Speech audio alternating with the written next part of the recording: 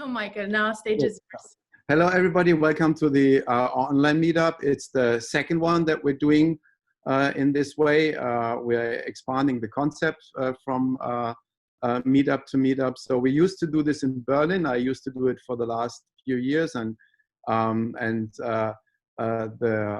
we used the downside of COVID that we couldn't do a real meetup.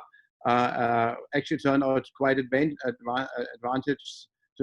So we can now do the whole thing online and invite people from all over the planet to join us in this meetup. So I think it's a very, very nice way for like-minded people to meet.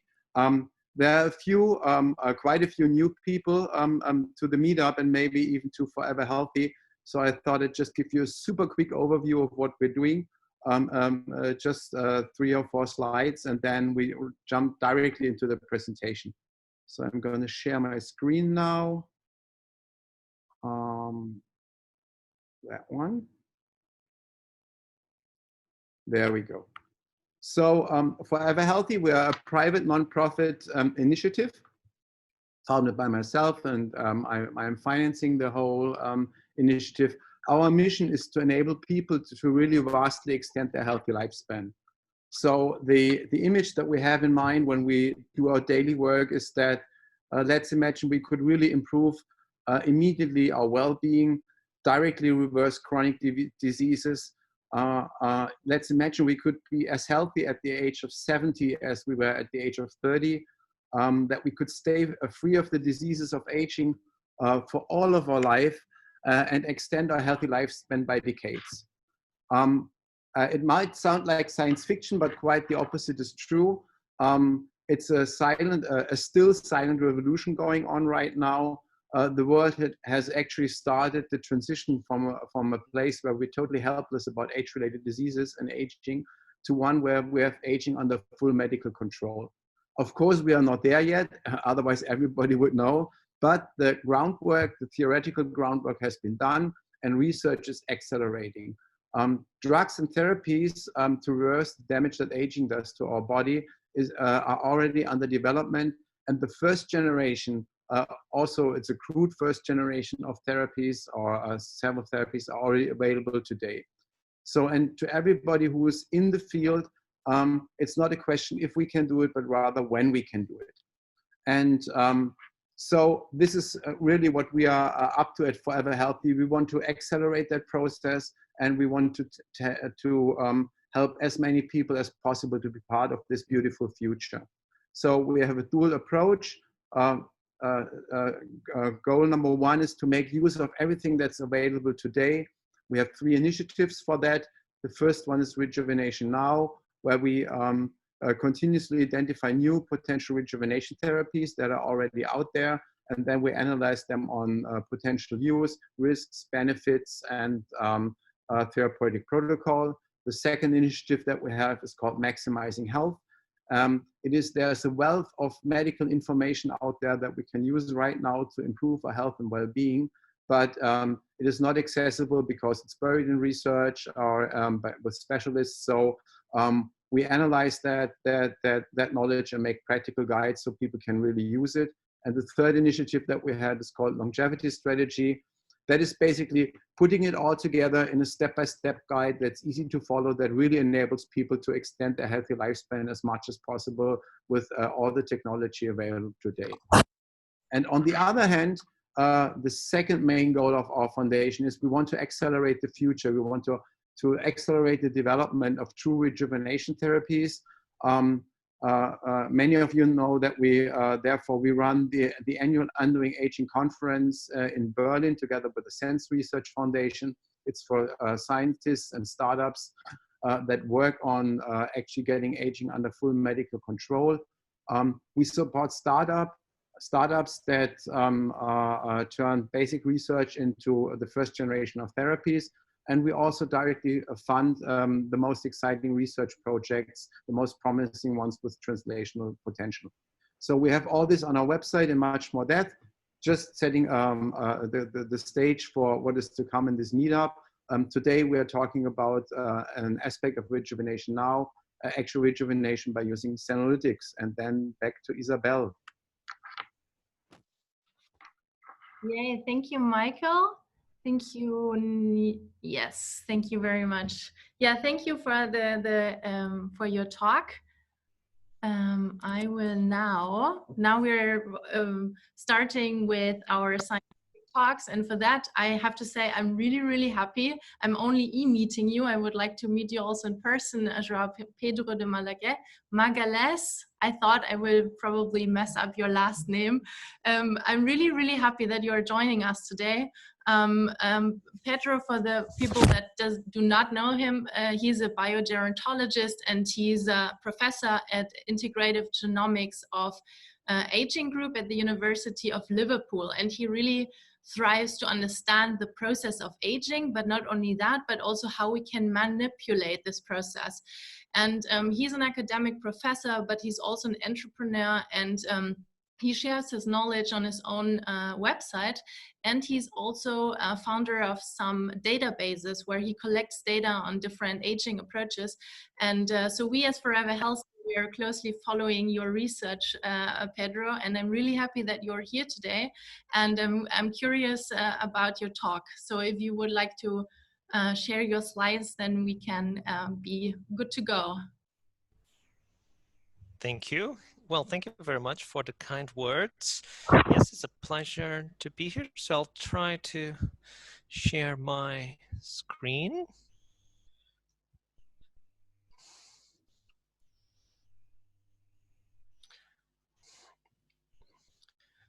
Okay.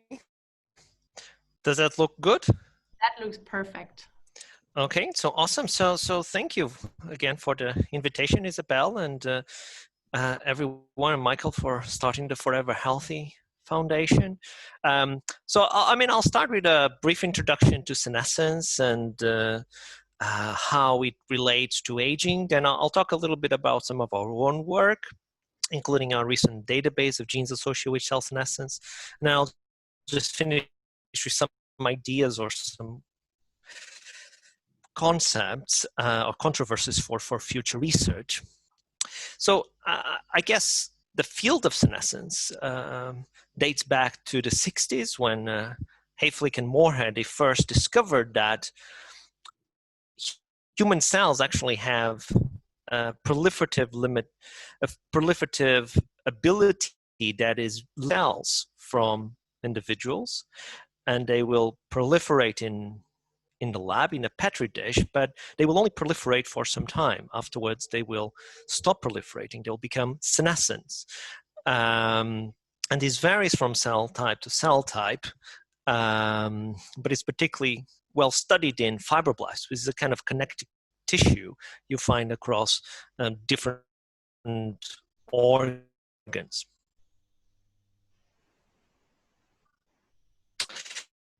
So that was when the field of senescence, decades of research, we know that senescence, including in human cells, can be manipulated.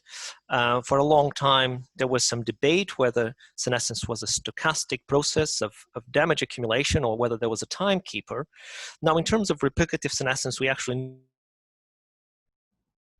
so what you see here, these are chromosomes in blue, and at the end of the chromosomes in yellow are the telomeres.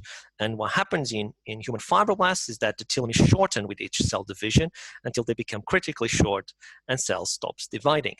So replicative senescence in human cells derives from telomere shortening.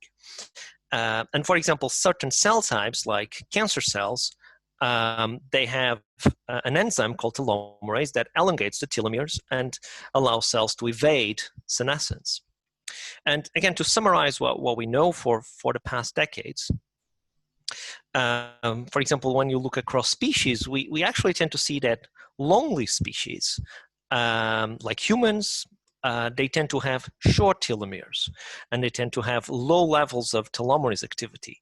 So long-lived big animals or species like humans, like whales, like elephants, we tend to have low levels of telomerase, and we tend to have short telomeres. By contrast, small, short-lived animals like mice, they tend to have longer telomeres and higher levels of telomerase. So it seems that this mechanism of replicative senescence is a tumor suppressor mechanism in larger animals, like humans, whales, elephants, and so on. So that is, I think, the most widely accepted hypothesis. But of course, now we also think that senescent cells contribute to aging. So not just because of replicative senescence, but also because of stress, there is an accumulation of senescent cells in tissues. So with time, and because of various stressors like oxidative stress, ultraviolet radiation, etc., there is an accumulation of senescent cells in tissues. And what seems to happen as well is that senescent cells secrete inflammatory cytokines and other factors that contribute to inflammation. So the hypothesis is that with age, we have an accumulation of these senescent cells, which in turn secrete inflammatory cytokines, which contributes to inflammation, and in turn contributes to tissue degeneration. So that's the hypothesis. And that is why there's a lot of interest in developing drugs, in particular senolytics, that destroy specifically senescent cells and may allow for regeneration and rejuvenation of tissues. And there is some evidence that this is indeed the case, at least from mice. So I think this was one of the groundbreaking experiments in the field, not just of senescence, but of aging, by the Van Dershen lab and others at the Mayo Clinic. So what they showed was that in mice, if you genetically destroy, so they created this genetically engineered mice that you can very precisely, or as precisely as we can at the moment, destroy senescent cells. And when they do that, so what you see here are normal mice, and these are mice in which you destroy senescent cells in the right. And not only they look younger, but they live longer. So the point is, when you destroy senescent cells in mice, and I think this did is in two different strains of mice, when you destroy senescent cells, you have a rejuvenation effect, and the animals live longer. It's not a huge effect, it's about 20-25% increase in lifespan, but it's longer than controls. Way senescent cells contribute to tissue degeneration. So this led us actually to start focusing more on cell senescence. So I actually did my PhD in cell senescence with Olivier Toussaint in Belgium. I didn't work on cell senescence for several years, basically because I didn't think cell senescence was that important in aging. And then after these experiments, I started focusing on it again because, all right, hey, maybe I was wrong. Maybe senescent cells do play some role in aging. So one of the things we've done recently is we created this database of genes associated with cell senescence. So you can manipulate cell senescence, and you can, there's a number of genes, not just telomerase, but a number of genes that can modulate cell senescence. So we compiled this in a database we call CellAge, which at the moment has 280 genes. And this is based on genetic manipulations in human cells. And depending on the effect, you can also classify these genes as promoters of senescence or inhibitors of senescence. So that knockout in cells that result, so I took during my PhD, so this must be really old now, of young fibroblasts and senescent fibroblasts. So as you can see, they tend to be more heterogeneous. You have bigger cells, elongated cells. So even just by looking at them, you can tell which ones are. So we did various analyses, but I'll just mention a couple of points at this. Genes associated with cell senescence in normal human tissues. So what you see here are genes that inhibit cell senescence and genes that promote cell senescence. And amongst genes that promote cell senescence, there are more tissues, more human tissues than expected by chance, in which these genes tend to increase inactivity with age. They tend to be overexpressed with age. So it's not all the tissues, I should point out. There are exceptions. I mean, the uterus is a clear exception. It actually tends to have fewer genes than expected by chance. But overall, there seems to be more tissues with these genes that promote cell senescence being activated in old age. We also looked at a gene expression profile. So one of the things we've done for several years is derive gene expression signatures of various processes, including aging and longevity. So we derived these molecular signatures, and we've done this for cellular senescence as well. So, without going into a lot of details, we've published this recently, but, we took various data sets that are publicly available, and then we basically did a meta-analysis trying to identify a signature, a gene expression signature, a molecular signature of cell senescence, of genes that are activated and repressed during cell senescence. And then we also looked at this in tissues, in human tissues with age, in old human tissues. It was a similar message to what I showed you earlier. In other words, genes that tend to be overexpressed in cell senescence, they also tend to be active in human tissues and vice versa. Again, with some exceptions. So it doesn't happen in every single tissue. For example, the uterus is a very clear exception in which that genes that seem to oppose cell senescence, they actually tend to be active with age. But in most tissues, in human tissues. And then just to finalize, we did various network analysis. So I think one of the challenges we have now in biology is that there's lots of molecular players, there's lots of genes, there's lots of proteins. And really to understand how this function as part of this. So this color represents a different function, a different process associated with cell senescence. And we have, various processes. I won't go into details, but we have processes related to cell division, DNA repair, the immune system, as I said, is involved in cell senescence. So various processes we think are involved.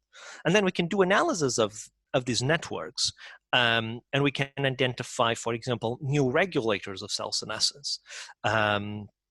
Based on various network properties. So for example, if a particular gene interacts with cell senescence, and by chance is more likely to be with cell senescence. And there's a lot of statistics behind it that are various genes associated with cell senescence and their importance in the network. And then we, in collaboration with Cleo Bishop and others in London, we tested this experimentally, which allowed us to discover new genes associated with cell senescence. So again, without going into a lot of detail, we have various genes that were candidates from a network analysis, and then there were various biomarkers of cell senescence like D16, P21, cell proliferation, etc. And of the 26 genes tested, 6 of them were strong hits, 12 were moderate modulating cell senescence. So that's I really think it's a lot of the future is understanding this networks, how hundreds of genes associated with cell senescence, how they modulate the senescence phenotype, which ones are the best target for interventions. Before I finish, I do think then, however, there are still a lot of open questions regarding what is the role of senescent cells in aging and in health as well.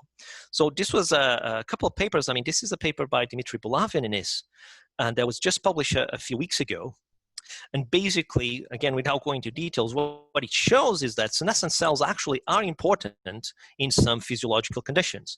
So they use again a genetically engineered model. They eliminated a lot of senescent cells, and this actually caused problems for the mice.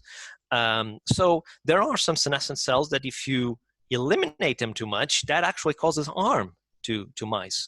And there's other studies showing senescent cells to be involved in development.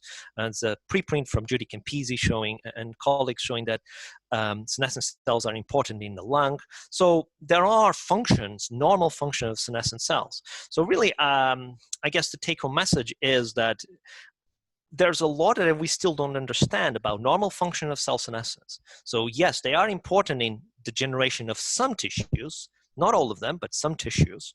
They accumulate in some human tissues with age, again, not all of them.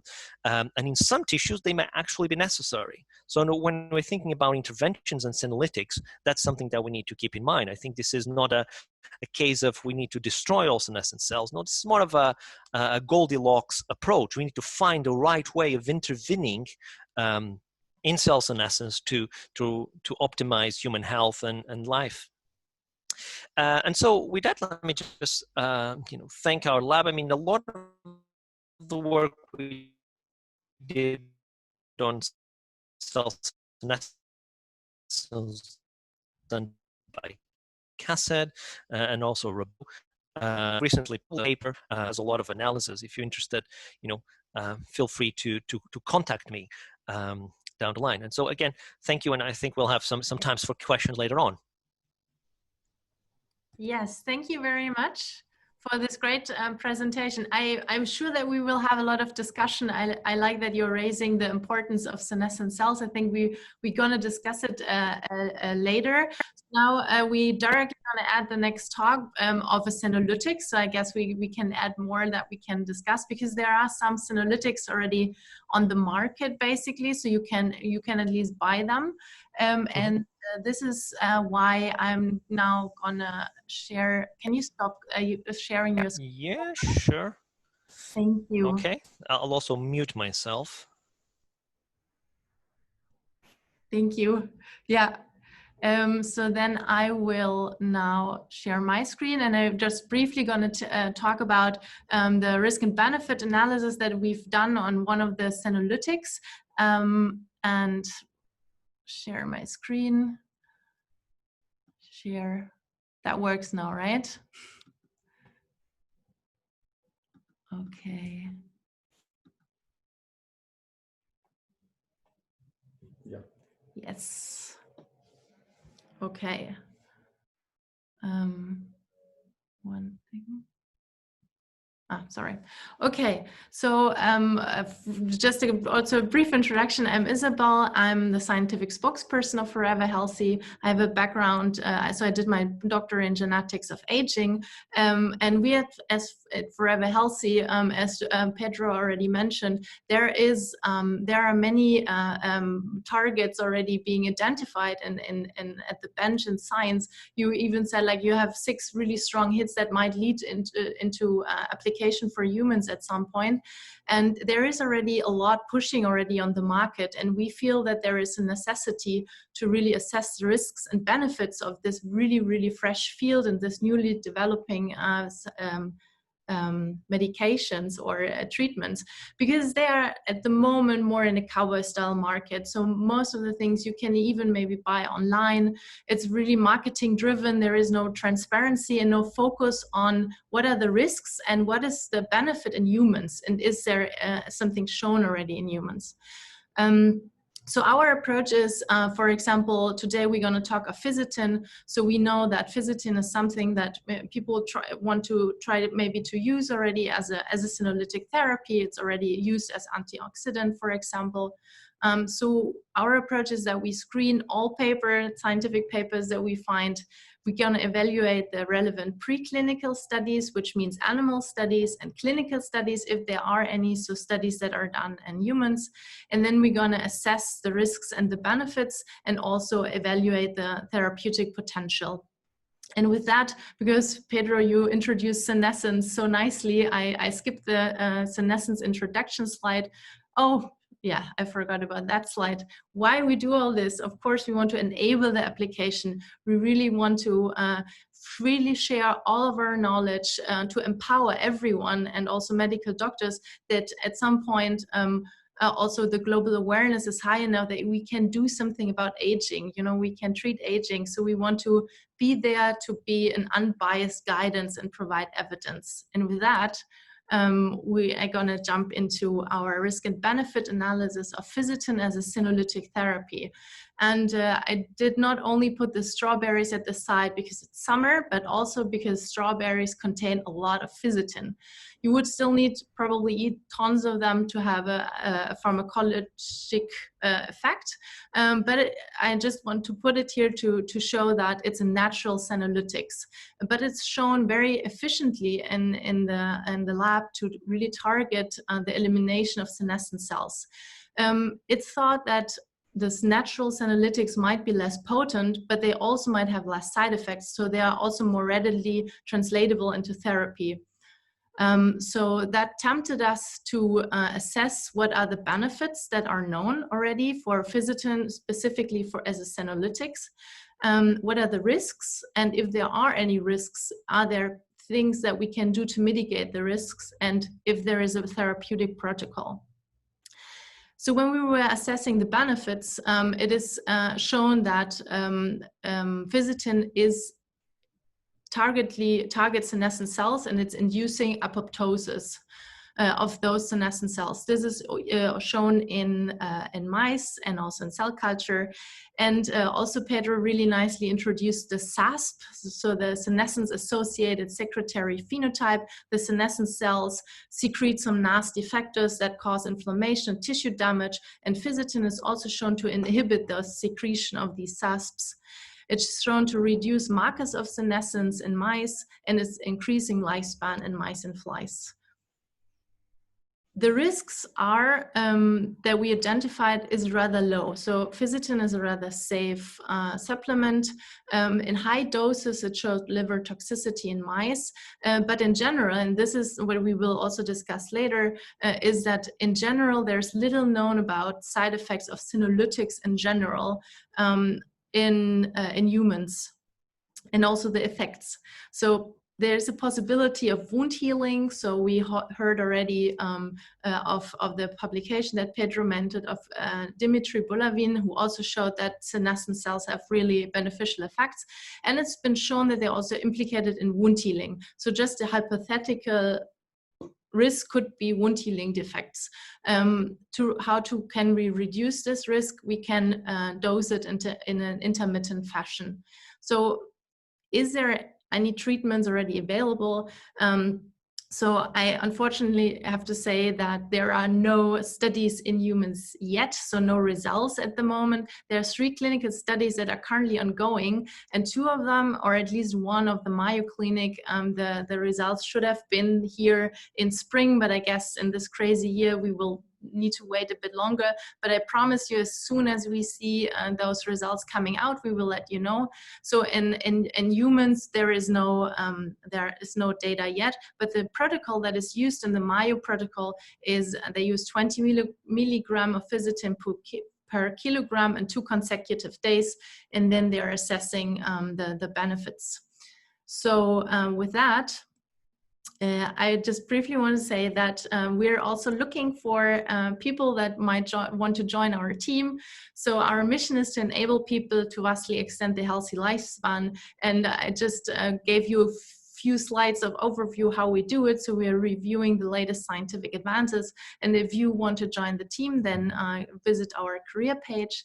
With that, I think we are so good on time. I didn't expect that. So now I stop sharing and stop recording.